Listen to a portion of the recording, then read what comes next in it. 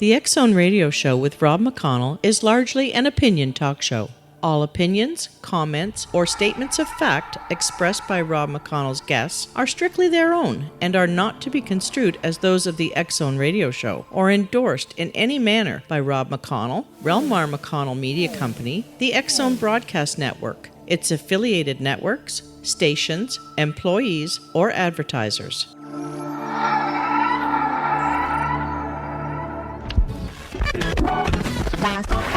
All Hit Radio.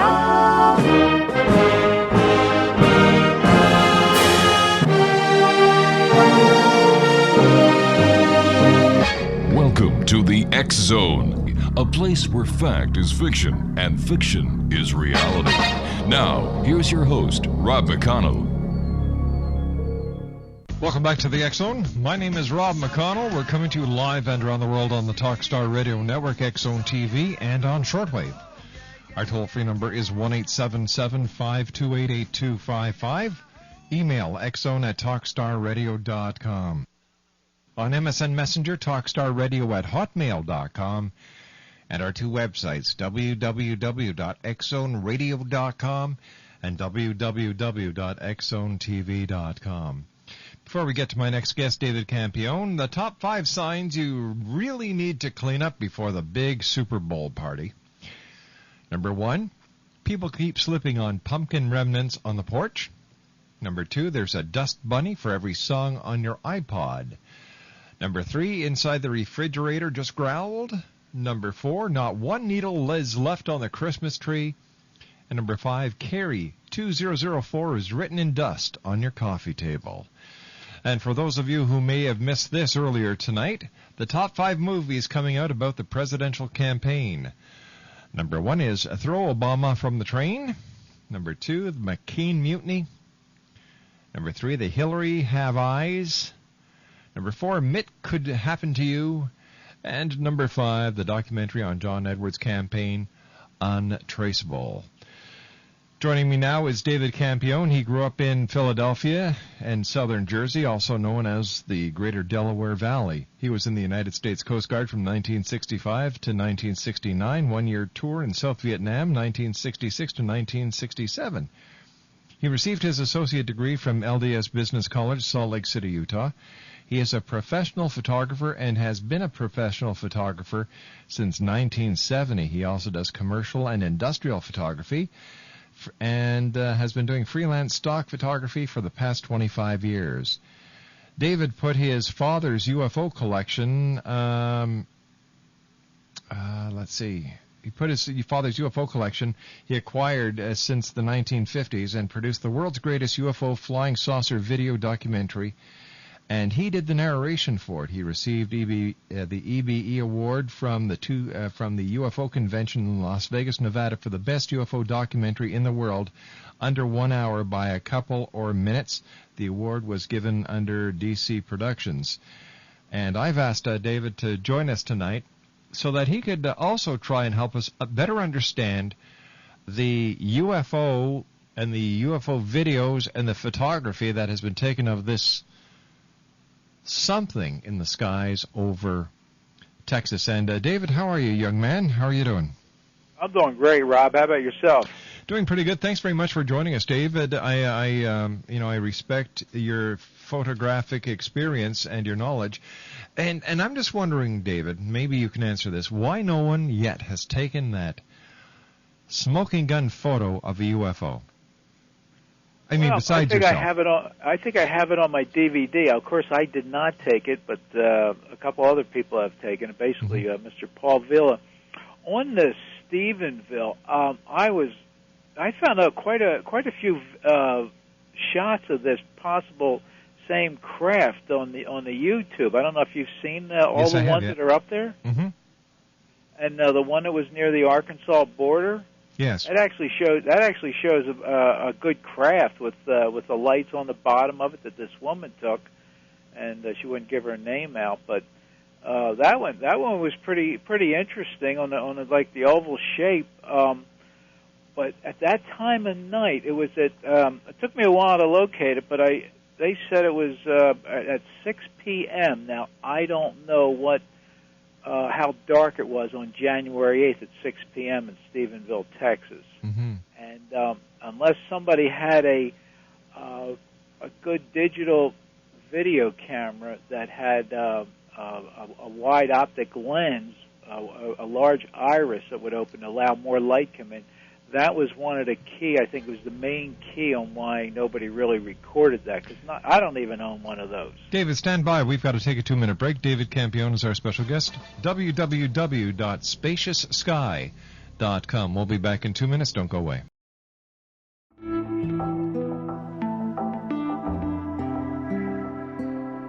Take a step back in time and discover old Florida cuisine at Marsh Landing Restaurant in Fellsmere. Enjoy delicacies such as frog legs, gator tail, catfish, and swamp cabbage, or enjoy the more traditional cuisine like hand-cut Angus steaks, ribs, and seafood. Join us for breakfast with a southern flair featuring sweet potato pancakes, biscuits and gravy, and much more. Planning a party? Marsh Landing's private dining room can accommodate groups from 8 to 80 people. While you're visiting, enjoy the historic pictures, artifacts, and stories that line the walls. Marsh Landing is truly a unique experience. Marsh Landing Restaurant, 44 North Broadway in historic Fellsmere, or visit marshlandingrestaurant.com. Marsh Landing, old Florida cuisine at its best.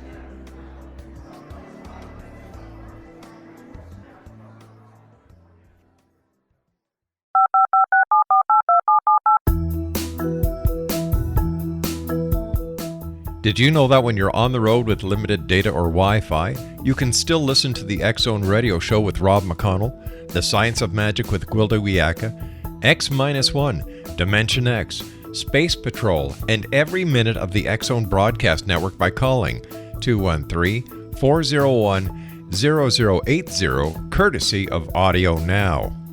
No smartphone, app, or internet needed. It saves your data plan and it's free if you have unlimited minutes. Call 213-401-0080 to listen on any phone, anytime, anywhere. Remember 213-401-0080 for the best of the paranormal, parapsychology, and sci-fi radio programming anywhere, 24/7, 365.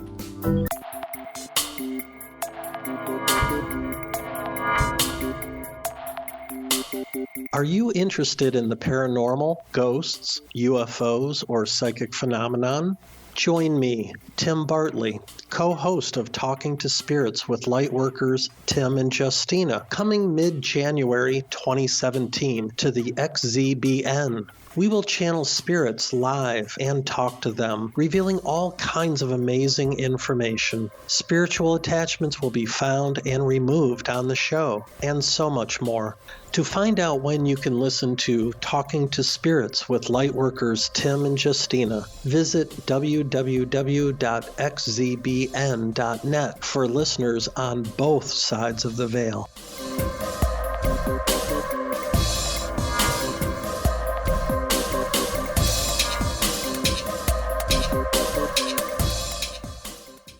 David Campione is our special guest. www.spacioussky.com. David, before we went to the break, we were talking about this video footage that is on YouTube, and there's quite a bit of video footage of the supposed UFO over Stephenville. One of the things that I can't understand, David, and I asked the same question to Kevin Randall earlier this evening, was why would a UFO have navigational lights on it that mimic commercial aircraft? Yeah, one of the things that let's see, that I forget who reported it to my father years ago. The reason, or it was conveyed to him why they do that when they're going at a slow speed within our atmosphere here, and around cities and things. They want to give the illusion or the look that they are real craft, so nobody flies into them. And they see, because all aircraft do have lights on them. Yes. They should have lights. And either they're just complying with the regulations. I mean, it would be a heck of a thing to, you're flying along and there's this black object or something, and wham, and you're done, So I believe that they use lights for identification for other craft in the skies. So after After reviewing the video on the Stephenville UFO, and I'm sure you've read the reports and so on, do you consider that to be a credible sighting? From everything that I read, I actually do. The only thing is that I couldn't make out, the one that you have on your main web page, that particular thing. I don't know what that is, but the descriptions from a couple people that, this thing's 1.5 miles long and 1/2 mile wide. That's huge.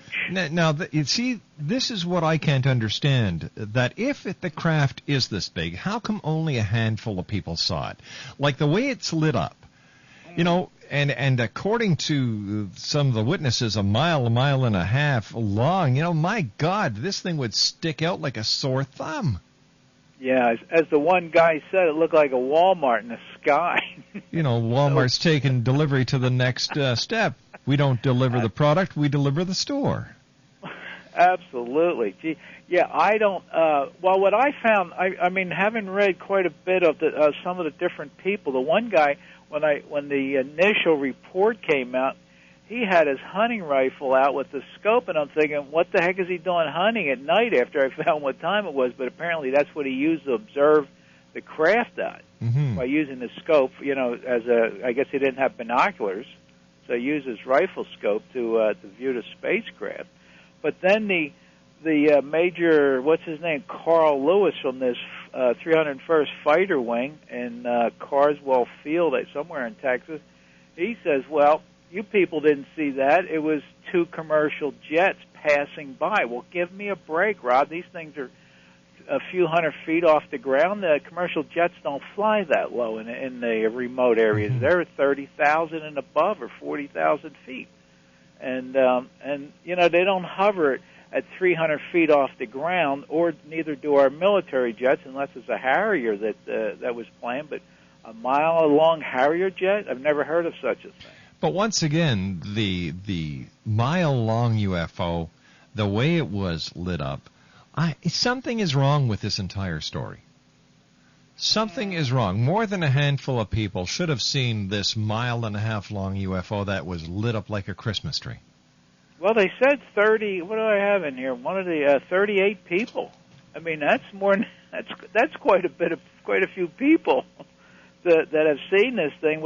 But back to what your original question was before the break, you would. I mean, personally, I would think. I mean, if it was me, I would at least run in the house and grab a still camera and start photographing. Why, these little cell phones? I have one too with a camera. It'll do a video on it. You're not going to get good reproduction, but somebody out there has to have a decent camera or even a halfway decent video camera to record this thing. And one of the problems at nighttime with cameras, now when you're photographing something like this, and these lights, now there's no way of telling how large these lights are on there. The sensors on these cameras, on these video cameras, or even your cell phone cameras, they record and adjust the exposure for the bright light. So if you have a bright light, that camera is going to record the light, the brightest light, one of the lights, so it'll become much clearer and not overexposed, where the rest of the object, which would be the craft, would be so dark so you wouldn't really see this thing. Then it would take, to get a better photograph, then it would take somebody who knows how to override or overexpose and forget about the lights and go after the object itself, and they would be able to get a clearer picture in the evening. It's not easy to photograph at night. It's very difficult.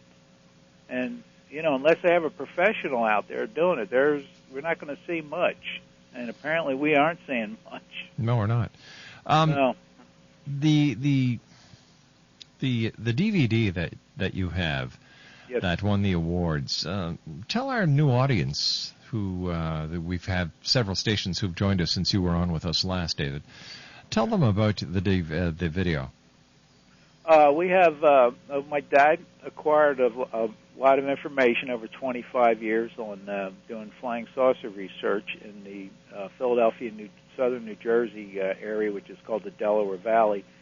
And it has illustrations of craft which people had seen over the years in the Philadelphia area, and go into segments also of some previous magazine photographs from the 50s and 60s, and then into the color photographs that of a real. I mean, it's just like daylight. Like you walk out the door and see your car and take a picture of it. Of a photograph of the one craft that comes from Como Bernices. It was taken by Mr. Paul Ville outside of Albuquerque, New Mexico. And it was 160 feet in diameter, and there were 9 people in this craft, 7 to 9 feet tall. I talk about those people in there. And there also, at another time, that Mr. Villa took some daylight photos of a small monitoring craft, which is approximately, he said it was 36 inches, not feet, but inches in diameter. And that's an incredible little series also of, and it's just not one photograph. There's a series of color photographs, and also a great photo of a ship that was in the desert on its side, a real flying saucer. That Mr. Villa had said they released a small monitoring craft, and the craft went up and carved in the clouds or sculpted in the clouds a Native American Indian laying on his back. You can see the feather, his face, his nose, and the clouds dissipate, and he was asked to photograph it at that specific time. And then they go into a few other things, and also of a couple craft that a large craft that I saw myself outside of Las Vegas, Nevada, back in 1988. And what kind of craft were they, David? The one that I saw was I swear, Rob, to this day, it was. I thought it was an airplane crash, and that's exactly what it looked like, but there weren't any wings on it. It is a huge tail, no wings coming off the tail wing, just the tail going up. I can't remember which ones come off of the tail, the low tail wings. There was nothing there. It was just like a straight fuselage, and it was black, and it was sitting like in a valley between a mountain range outside of Las Vegas, as I've been told is what it's called. How did you come across it? We were driving along the highway at a high rate of speed. If I may, hope they don't give me a ticket. Of course, it was 20 years ago, and I looked off to the left, and for some reason I just saw that I wasn't driving; I was a passenger, and I looked over and I saw this thing, and I said, "Oh my gosh, there's a plane crashing over there in the valley to the left," and my wife looked over and didn't see anything, and so we drove back with this little rental car, and we drove the power line road back to where the mountain range is. It was 4.5 miles. Wow!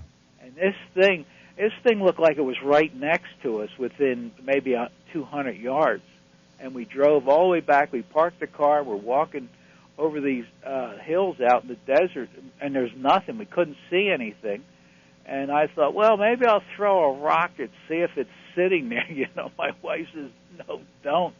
So I didn't throw a rock to see if there was a craft cloaked or something. I don't know if it would have made anything or if I would have hit it. If I don't know how that would work, but that was just a monstrous thing. I would say my estimation, it probably was a half a mile long and, I don't know, maybe 300 yards wide or 200 yards wide. And it just looked like a big airplane without wings, just sitting there above the ground. And it was all black. It wasn't silver, it wasn't anything, just black, no markings. But the thing that was really fascinating, when we kept on climbing over these hills trying to get to a certain area, when I got on top of this one hill, way off into the distance, which I believe was in a western area, or west from where we were, is this huge cliff, sheer cliff, and up in it, it looked like there was a large rectangle cut in this cliff. Now, how far away we were, I don't know. We could have been, 5 miles or 10 miles from this particular mountain range, because we couldn't get to it by car, at least not with the vehicle that we had. We wouldn't even attempt it. And we don't know whether that craft went into that area, that mountain. I have no idea, and which we think was quite a possibility. Like a hangar built into the side of the mountain. Absolutely, but way up high. Let's say the side of the mountain was, 5,000 feet, and this thing was at about 3,000 feet out up on the face of the mountain. Fascinating. And it was just a sheer wall. It was fascinating. And Rob, this was even more fascinating when I. Let's hold on to this thought. Let's call this a cliffhanger. You and I have to take a news break. Okay. David Campione's our special guest. www.spacioussky.com. David and I will return on the other side of this news break, and some words from our fine sponsors as the X Zone continues live and around the world from our studios in Hamilton, Ontario, Canada, exclusively on the Talkstar Radio Network, X Zone TV, and now on shortwave. By the way, the X Zone is now broadcasting in Europe. I'll be back on the other side of this commercial break. Don't go away.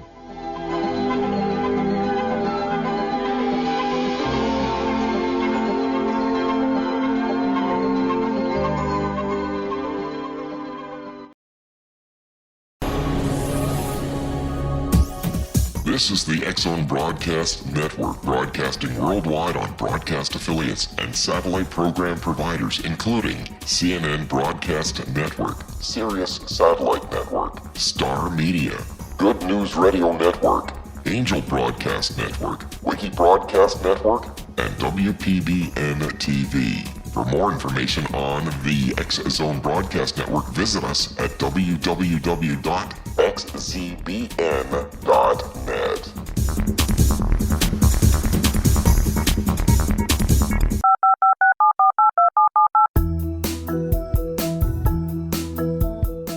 Did you know that when you're on the road with limited data or Wi-Fi, you can still listen to the X Zone Radio Show with Rob McConnell, The Science of Magic with Gwilda Wiyaka, X-1, Dimension X, Space Patrol, and every minute of the X Zone Broadcast Network by calling 213-401-0080, courtesy of Audio Now. No smartphone, app, or internet needed. It saves your data plan, and it's free if you have unlimited minutes. Call 213-401-0080 to listen on any phone, anytime, anywhere. Remember 213-401-0080 for the best of the paranormal, parapsychology, and sci-fi radio programming anywhere, 24/7, 365. David Campione is our special guest, X Zone Nation. And David, it was talking to us before we went to the news break about... David, what were we saying? Oh, it was that craft that I saw outside of Las Vegas. Yes, that big black craft. Yeah, and it looked like an airplane, a fuselage with just the tail, and just cool looking, flat black mat. You know, I mean, it's just a neat thing out in their red desert environment. But what I noticed is, before we went to the break, where it was, let's just say roughly 3,000 feet up where that rectangle was on the cliff wall, there were these circles, and how big they had to have been huge because I mean I was at least 5 miles away from the Holy cliff. cow. Oh yeah, I mean it took us 4.5 miles to drive just to get to the general area where I thought we saw this thing. You know, it's vast out there. And but anyway, I looked at these circles and I'm wondering, what the heck is that stuff also? So for some reason I turned around and looked, which I presume would be east. I didn't have a compass with me, so I'm just guesstimating which way I was looking. Seemed like I looked east, and way off, which, Rob, it had to be, let's see, we were 4.5 miles from the road, and then there were more hills on the other side, so it might have been a total of 10 miles away. There were these huge, looked like traffic lights, and I'm going, what in the heck is this stuff doing out there? These huge, one of them was green. I mean, and so, I don't know. I mean, it was just the most bizarre thing I've ever seen. That's more bizarre than seeing a UFO. Like landing lights on an aircraft carrier. Well, I don't know. I've never been on one, so that's quite possible. But from that distance, they looked size of a basketball. So I don't know how big they were. That's huge. It certainly is. While you were watching this craft, did you notice any military aircraft in the vicinity? Absolutely nothing. In fact, there wasn't another vehicle back in there. We got concerned because you get so far back. We had a Ford, Tempo rental car driving in these dry riverbeds with the rocks, and I said, well, how am I going to explain this if I get stuck back in here? You know, we're worrying about, because they have gates up to these power line areas, so you can't go through there. And Fortunately, we didn't run into anything like that. But Rob, we didn't see another soul or anything out there. But this thing appeared and disappeared in a matter of moments. It wasn't there a long time. It just gone. And I found that amazing. Do you know of any ETs living on this planet? Well, personally, I would probably say, yeah. The children that we ran into in a little community in New Jersey back in the 60s, where they were. We went and visited. My father had the information that there were half the community was, 50% of the community were from some other planets, and they were down here working to try to help us advance in our technology. And we've had, where do these advancements come from? We learn, and somehow we get the information and the knowledge. And sometimes people put that information out there. They have think tanks, and a lot of these people probably work in these think tanks so we can progress. Tell us about the children. Well, it was fun. It was very interesting. Myself, my father, a local, what channel was it? Channel 10 out of Philadelphia, the Anchorette, as I call them, and the producer of the TV program, which they did around Philadelphia.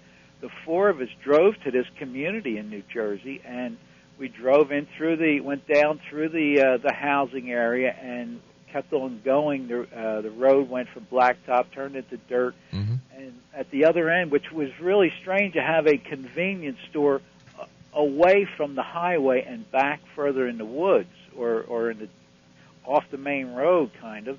And we went in there and we grabbed a couple soft drinks, and we were just standing there, and then all out of nowhere, it seemed like 25 children just come running and riding bicycles right up to the store, and they're just milling around and just doing, they grabbed their hands, they're playing merry-go-round, just so joyous and happy, and we're going, this is the most strangest thing you see with people.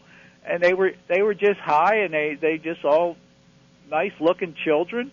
I mean, to have 25 come out of nowhere, which when we drove through, we only saw like 2 or 3 children.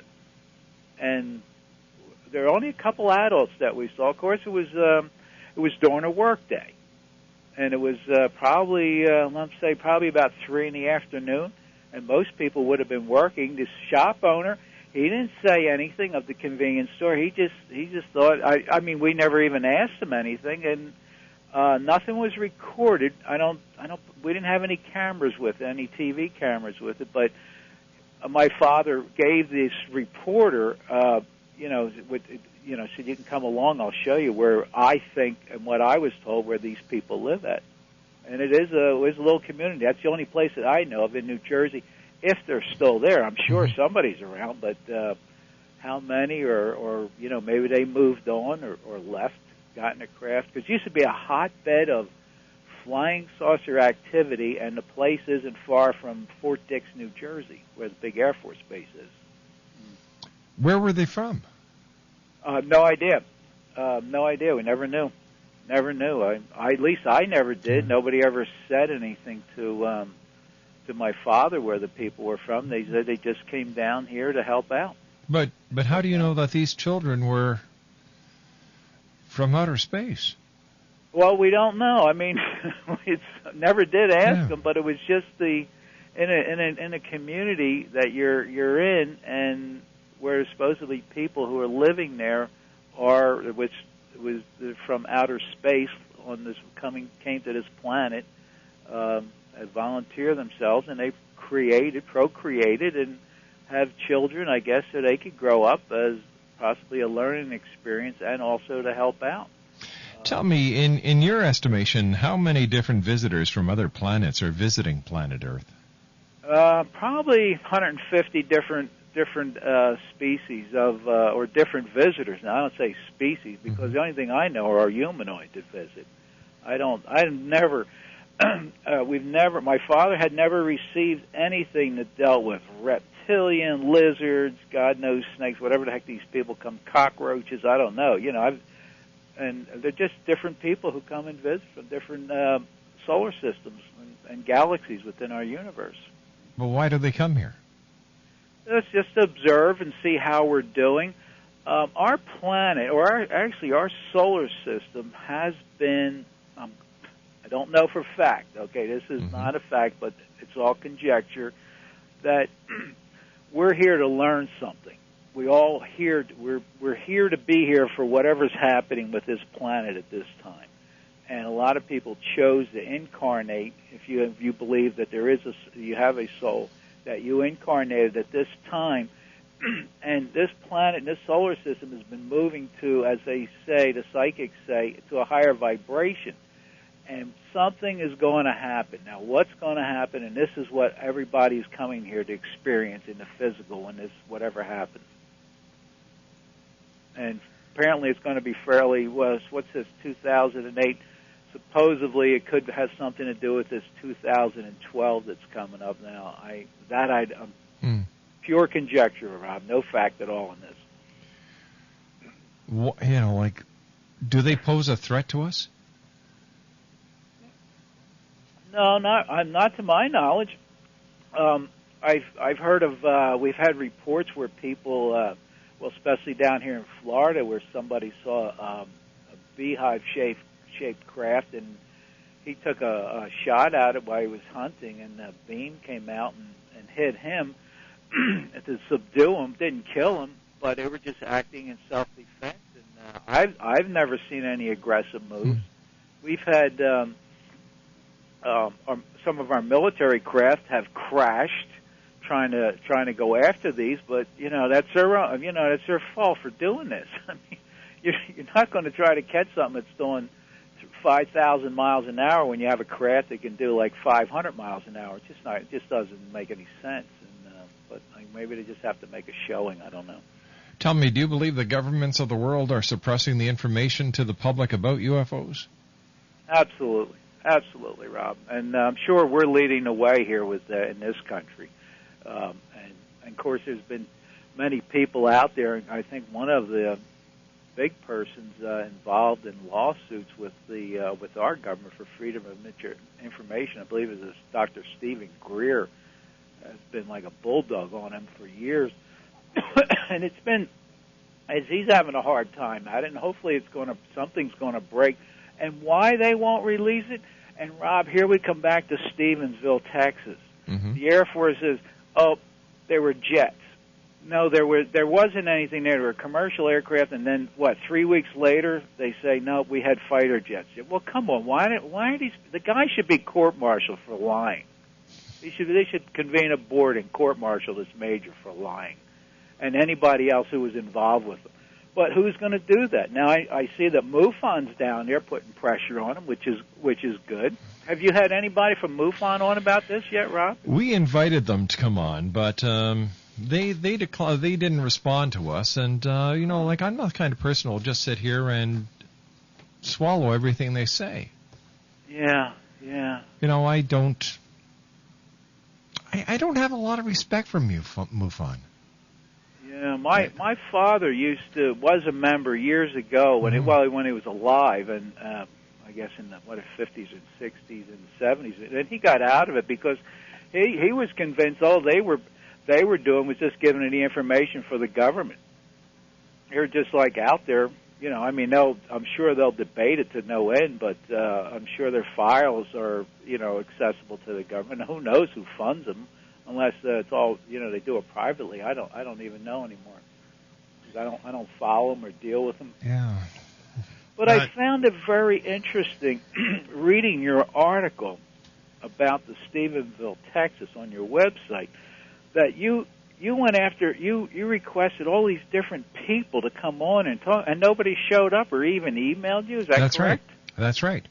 The only reply I received back was from, just let me get the information here, was from Angelina Joyner with the newspaper, the Stephenville, I believe it's Empire Tribune. Oh. Now, I had sent her an email. I'd sent one to Julie Danley from the Stephenville Chamber of Commerce, and over 300 emails to the businesses that were listed in the Chamber of Commerce directory. Wow. to tell the members of the chamber. I wanted to know how the UFO sighting had affected their business, pro or con, basically.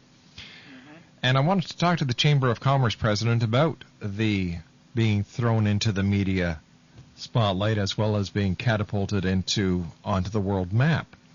Right. And I wanted to talk to Angelina Joyner about the people who she interviewed. And she declined and never heard back from MUFON, never heard back from the Chamber of Commerce, or any of the over 300 emails that we sent to the Chamber members. Do you think the emails coming out of there were intercepted and there was a block on you that you don't know about, or you just think that they didn't respond, period? I think they didn't respond, period, because they don't want to be questioned. They just want to give their side, talk about the UFO, and as I said there, as long as you want to talk about, just sit there and say yes and really, wow, ooh, isn't that great? And you don't challenge them. Right, exactly, yeah. I just find it ironic, and if they want to be that way, fine. And yeah, hey, everybody has their own cross to bear. Now they've got a UFO on theirs. Yeah, but what I found interesting is the Air Force, and why, of course, they said, well, we don't investigate them anymore. It's a bunch of crap anyway. I've never believed that they stopped. Actually, we found out that the agenda for investigating UFOs has been given over to the National Security Agency. Oh, really? Well, they're the ones with the money, with all their black ops. Exactly. They're the ones who do it. Jeez. All right, stand by, David. You and I have to take our final break. David Campion's our special guest, www.spaciousky.com. When we come back from the news, from this commercial break, we'll be taking a look at who's going to be on the show with us tomorrow night, and we'll take a look at tonight and finish off this great 4 hours of sitting here with you, the X-Zone Nation. Monday through Friday from 10 p.m. Eastern until 2 a.m. Eastern, right here from our studios in Hamilton, Ontario, Canada. Don't go away.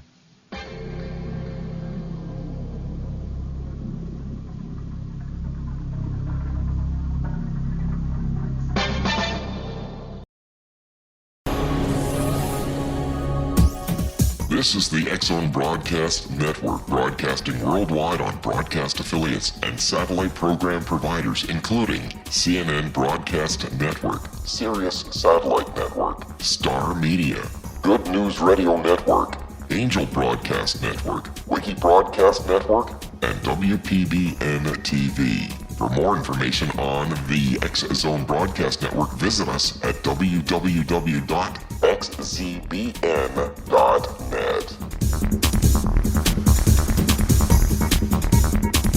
19 Sergeant Central. 19 Sergeant, check. Officers on the scene. Hi, I'm Larry Lawson, host of Paranormal Stakeout. With over 36 years in law enforcement, I have learned a few things. The most important is the proper gathering and preservation of evidence is vital to putting the bad guy behind bars. It's no different in the world of paranormal investigation. Whether it's the search for the afterlife, cryptozoology, UFOs, and extraterrestrials, how we gather the evidence, preserve that evidence, and present it to a jury of our peers will make the ultimate difference in proving the existence of worlds and entities that are beyond our imagination. Join me, Larry Lawson, every week on Paranormal Stakeout when, along with my guests, we'll take a journey to prove with indisputable evidence what man has struggled to believe for centuries. Go to xzbn.net for the broadcast schedule and check me out at paranormalstakeout.com.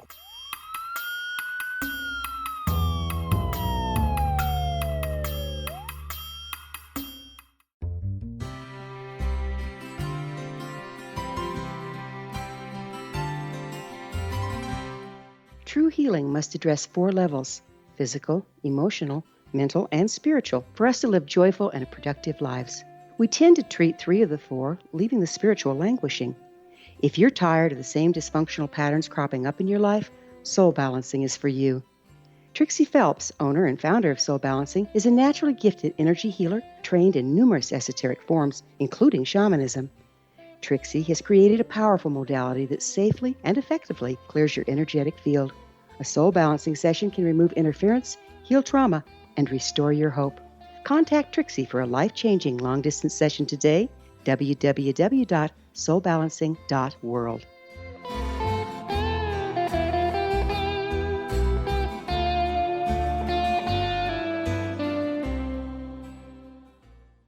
And welcome back to the X Zone, everyone. I'd like to take this opportunity of thanking all our guests tonight for joining us and for sharing their time with us here on the X Zone. On tonight's show, we had Dr. Jason Rand, we had Major Kevin Randall, Ruth Hoskins, and our guest this hour, David Campione, whose website is www.spacioussky.com. On tomorrow night's show, Armando Duke is going to be joining me. He is a journalist. We're going to be talking about UFOs. Steve Hammonds will be joining us talking about his mission into the light. Superman and I will be doing an hour of open mic in the third hour, and then Cal Core from Cal's Corner will be in the final hour. Friday night, Michelle White-Dove will be doing psychic readings. She is a psychic detective. She is also the young lady who won the Psychic Challenge on TV, and she's been named North America's #1 psychic. Tommy Golden will be with us from the Middle Tennessee Ghost Chasers. Elizabeth Joyce doing psychic readings, and then Hal Sisson, he is a Canadian lawyer, will be talking about the 9/11 Truth Movement. That's still to come this week here on the X Zone. David, always great talking to you. What could you tell our listening audience in the next minute that would help them take better photographs of UFOs? Just keep your camera handy. Take your ISO to a higher speed and keep it at least 400 or 600 if you can do that. That'll allow you to get a better shot if it's low light condition. Mm-hmm. If you have the digital single lens reflex, take it up to 1600 if you have one of the quality ones, and just keep looking up. I was told by someone in the news media that if you have a video recorder, to take it off automatic. That I don't know. I don't know anything about videos, Rob. I haven't used a video in 40 years. So cameras. Wow. I just don't. I've always been stilled. One thing, if I can say real quick, I photographed the Air Force Thunderbirds. I've had the opportunity, a B-1 bomber, the F-22, the F-18, and I know what an F-16 looks like. And this, I have a short article that came out of Stephenville, Texas, that the Naval Reserve Base said there were 10 F-16 jet fighters doing mission around Stephenville, and the people said, well, it looks like the jets were chasing the craft. So somebody's lying down there. Somebody's lying, and somebody has misidentified something that they saw in the sky. That's what I believe. Absolutely. But a mile by a mile and a half, I don't know. Rob, my video, The World's Greatest UFO Flying Saucer DVD, is available on Amazon.com. Buy that title. Excellent, my good friend. Again, thank you very much for joining us tonight, David. Always great talking to you, and thanks for sharing. God bless you and all your family and staff and all our listeners in the Christ light. You take care, pal. Right. Bye-bye now. David Campione, www.spacioussky.com. His video is available at Amazon.com. Well, that's it for tonight, X-Zone Nation. I would like to thank my producer, the one and only Superman, for keeping us up on those 3 big satellites in the sky, Galaxy 4R, Telstar 7, and Aglia 2. And I've been told that we're going to be on a 4th satellite in the very near future. To my wife and senior producer, the one and only Laura Rogers, thank you, honey. And to Keith Friedman at Consolidated Streaming, thanks, Keith, for keeping our video feeds going. And to you, the X-Zone Nation, thank you for allowing us to be part of your day or night, no matter where you are in this great big world of ours, or who knows, in a spaceship over Stephenville somewhere. So until tomorrow night, take care of each other, and always remember to keep your eyes to the sky and your heart to the light.